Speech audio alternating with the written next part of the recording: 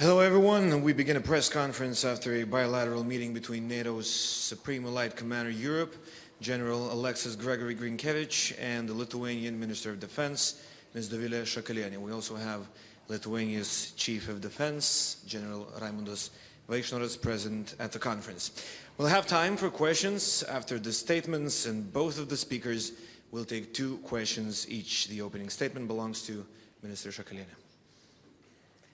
So hello everyone. Since we agreed that we are going to have this press conference in English, so I'll just make my initial points in English. First of all, really thank you for being here, General.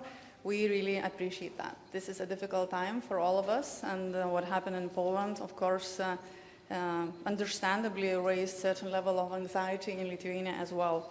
Every one of us on the eastern flank are facing certain risk every single night. So your support and our joint work is really what matters to make our society safer, to make the eastern border of the alliance safer. We discussed with the Supreme Allied Commander certain measures that we've taken nationally, also certain measures that could be taken additionally on the NATO scope. And also, of course, we discussed a bit the force posture of United States troops, because that is something that we all are very much concerned about. So regarding national measures, just to remind what we've done from our side, because homework is also what matters, and what we need to do first of all before asking anything of anyone else. So we significantly shortened decision-making and authorized military to intercept and neutralize targets, and prepared our legislation that could enable safe conduct of NATO forces in the sky without any fear to damage civilian objects in the yet peacetime.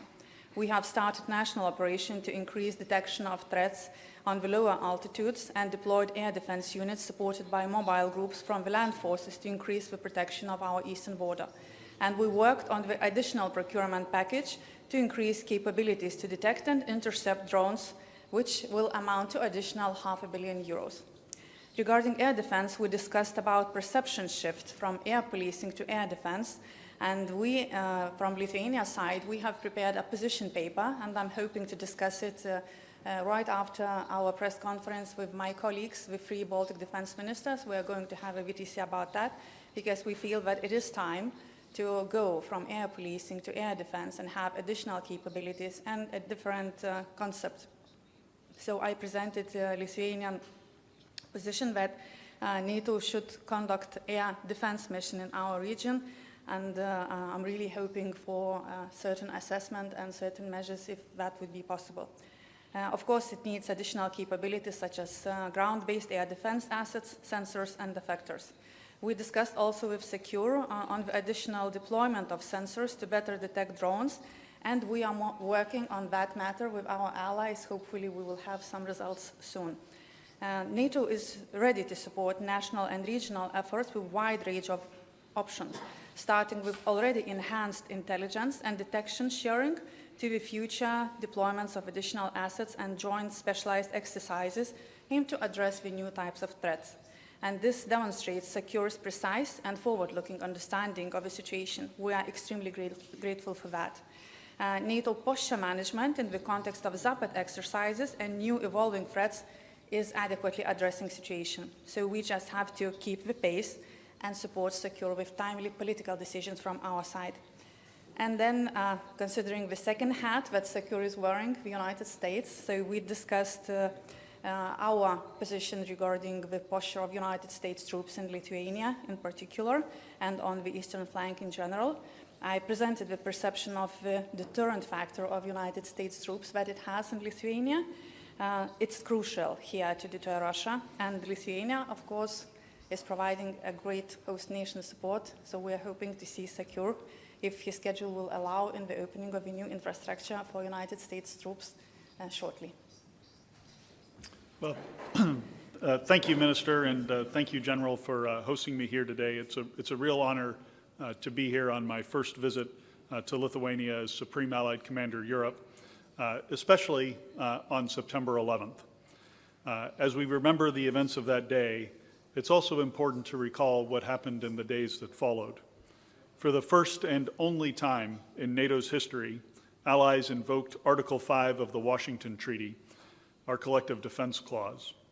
Allies made clear that they stood with the United States on that dark day, and they responded to the immediate need in the days after the attack, deploying air capabilities to help defend America's skies.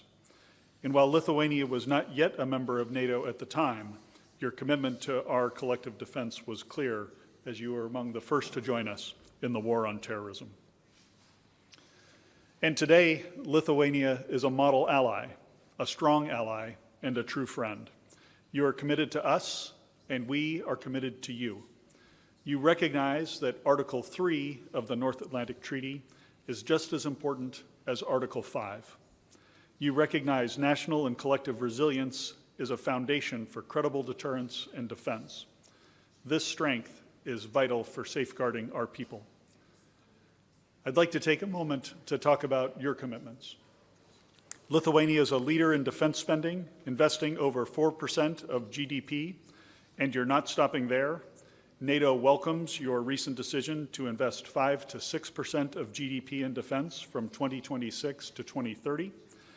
This is an example that this sets an example for all of our allies and sends a strong message to any potential adversary.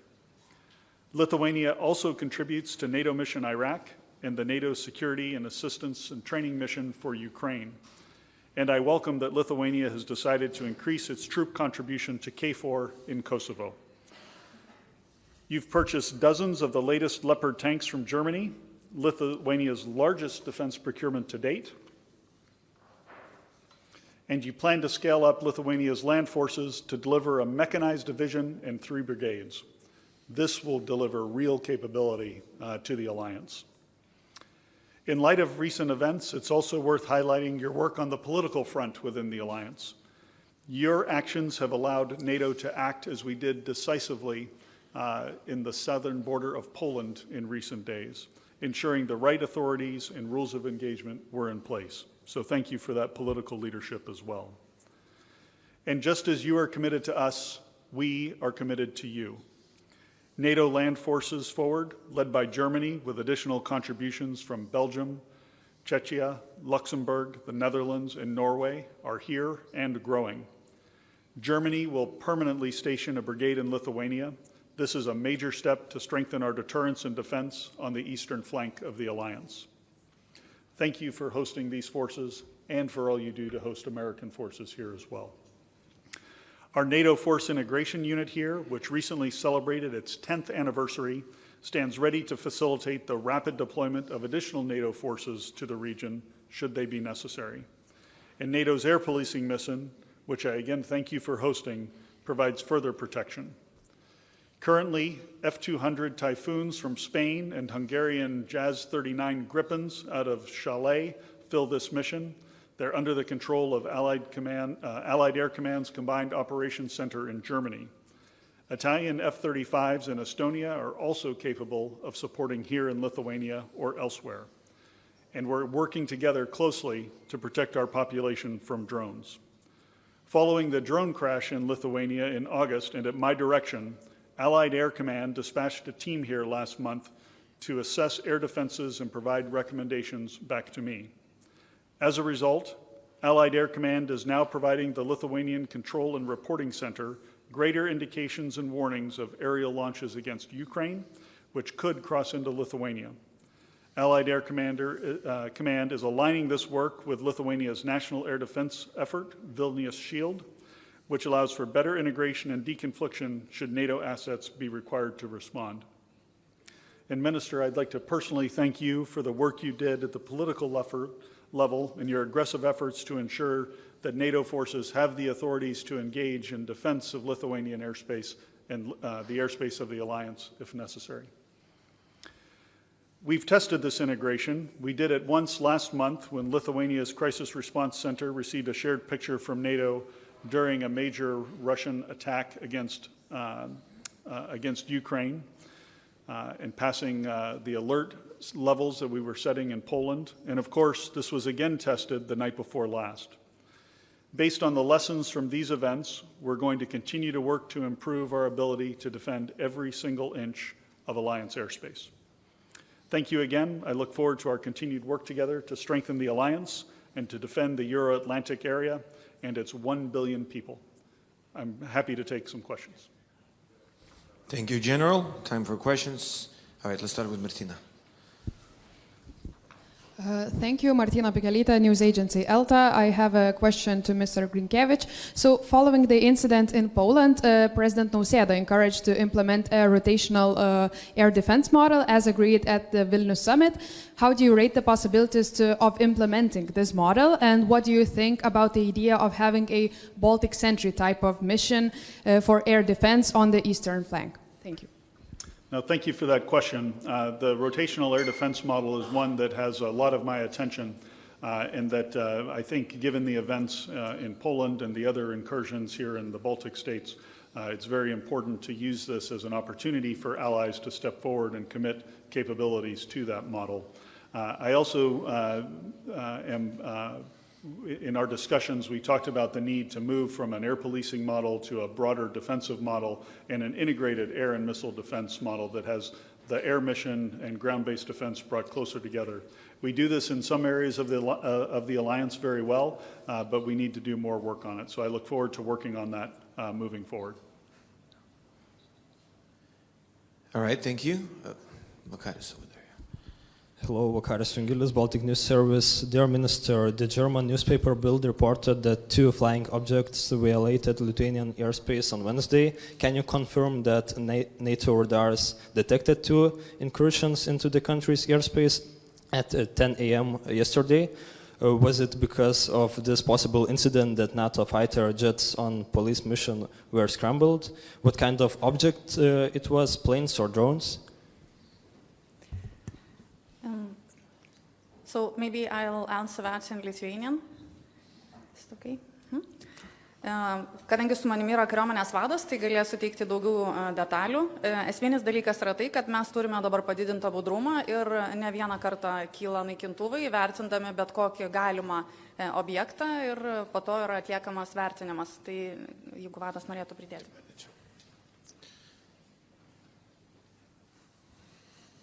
Tai sveiki visi.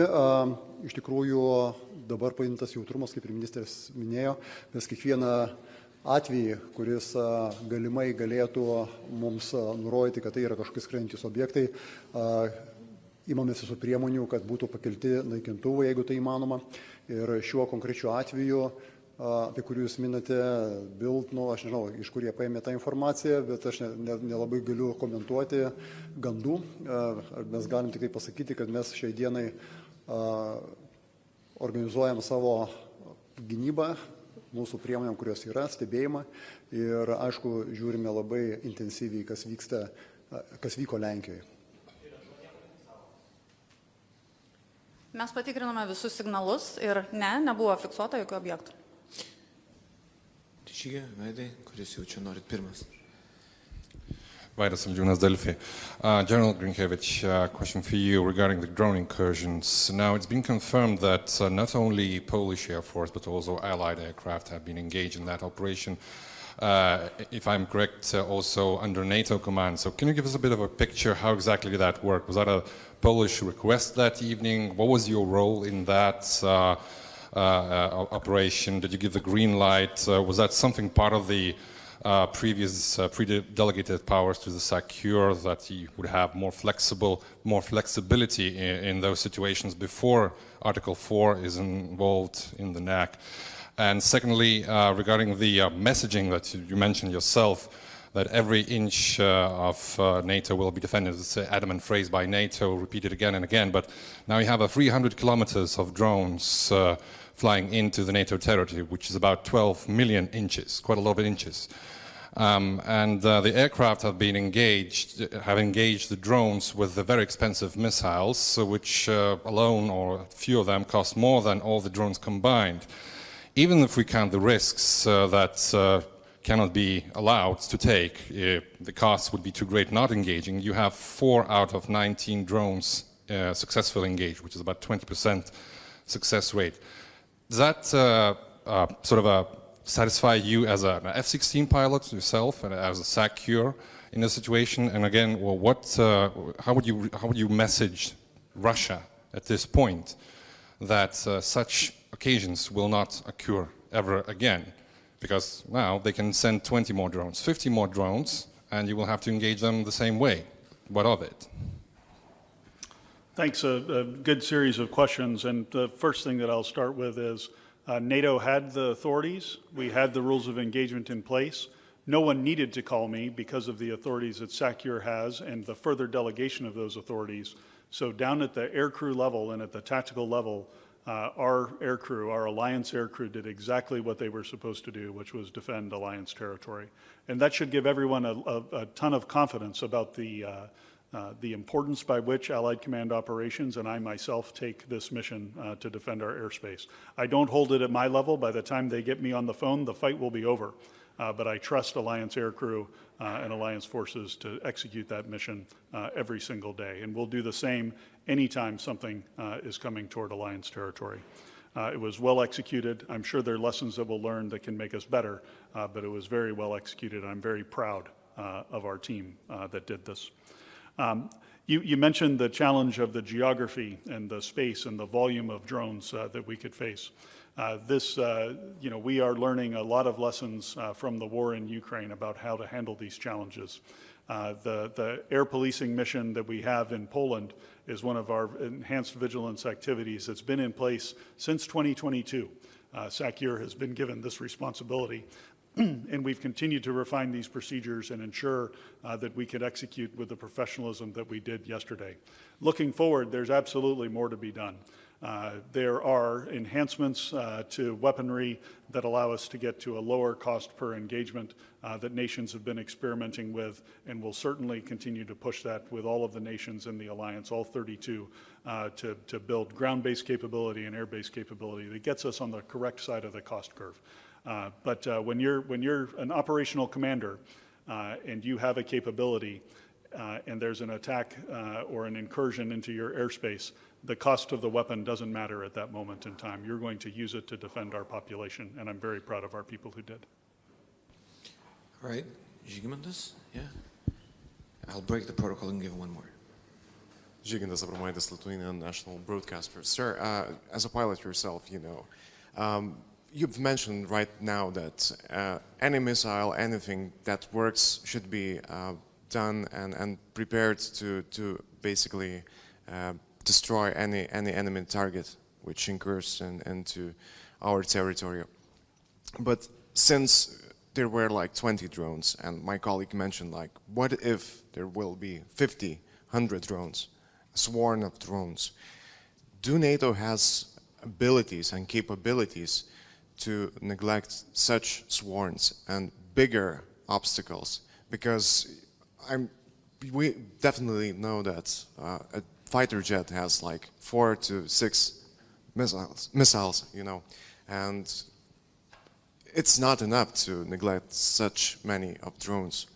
And if there is a possibility, of that attack, so what are the options for you? So a couple of things on the particular drone attack or the drone incursion for context. We do not yet know if this was an intentional act or an unintentional act. And I would also have low confidence in any numbers that you've heard of the number of drones. These are the number of sensors that we have, overlapping tracks. As we try to account for that and go into the technical details, we'll get a better understanding of how many there were.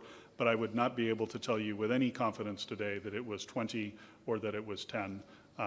We just have to get into the technical details to just figure that out, to debrief the crews that were up, see what they saw, etc. Anytime you're using aircraft to defend against a drone attack like this, and I've got a fair amount of experience from this from my time in the Middle East, you have to make choices about which drones to intercept and which ones not to, based on the number of aircraft you have airborne. If something is going out into a field, you might let it go versus it's heading toward an airfield that's critical to your combat operations. So I'm confident that the aircrew and the forces made the right decisions about what they could do with the resources that they had. But we will learn lessons.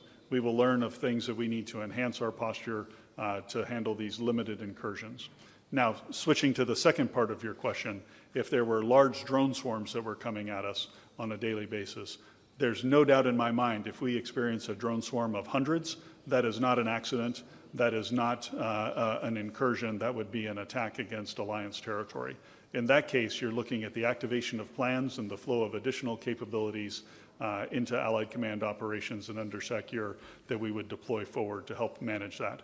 I won't get into the details of what our strengths and weaknesses are with that, but in the event of an armed attack and an Article 5 invocation, a lot more things would start to happen, and it would be a very different ball game, as we would say in American English.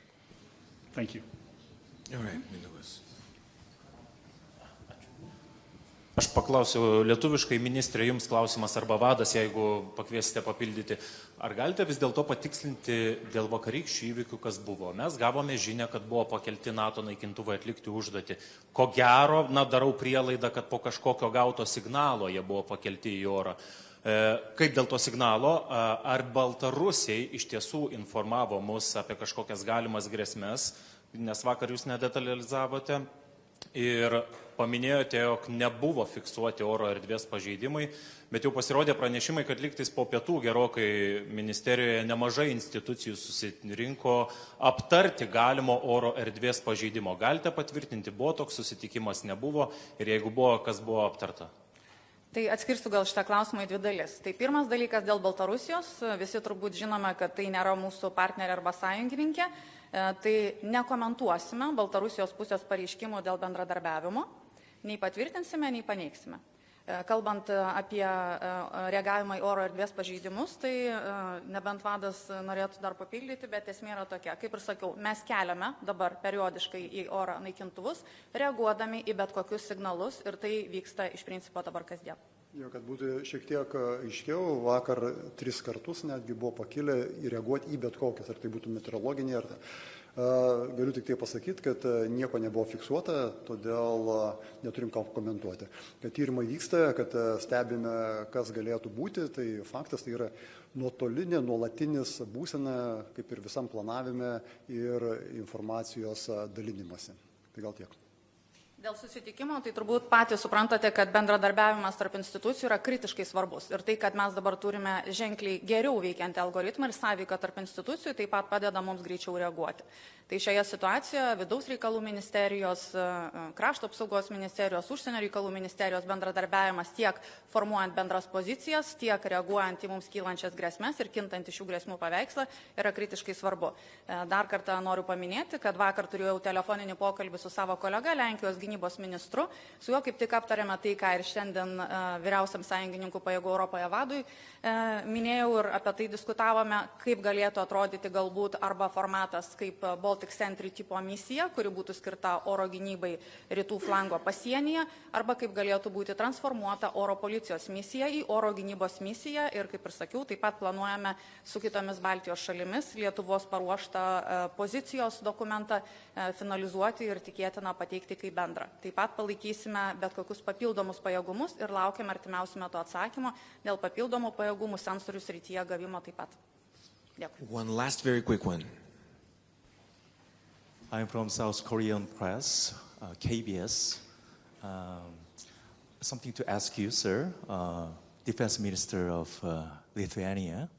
Nowadays, Korean people are seeing situations in Europe very carefully in terms of military actions, especially German troops in Lithuania. So my translator will give you my question instead in Lithuanian language. It's a little bit difficult for me to, give the question in English. Labadiena. Saugumo situacija su dronais yra sudėtinga. Ar Vokietijos kariuomenės buvimas Lietuvoje yra pakanka atgrasymo priemonė prieš Rusiją?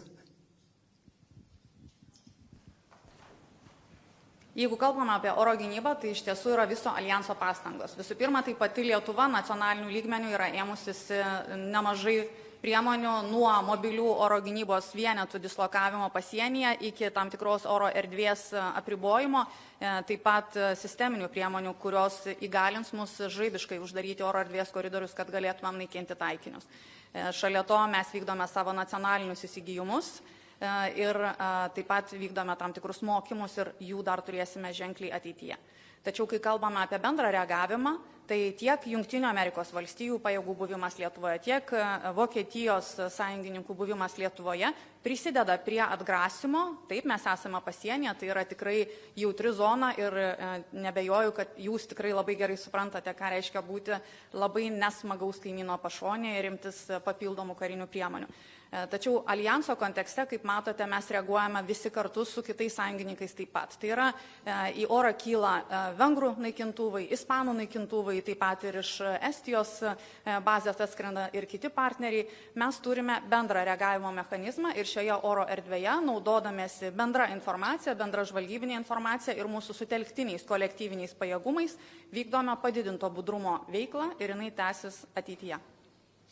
All right. Thank you, Minister. Thank you, General. Thank you, General. Thank you, everyone.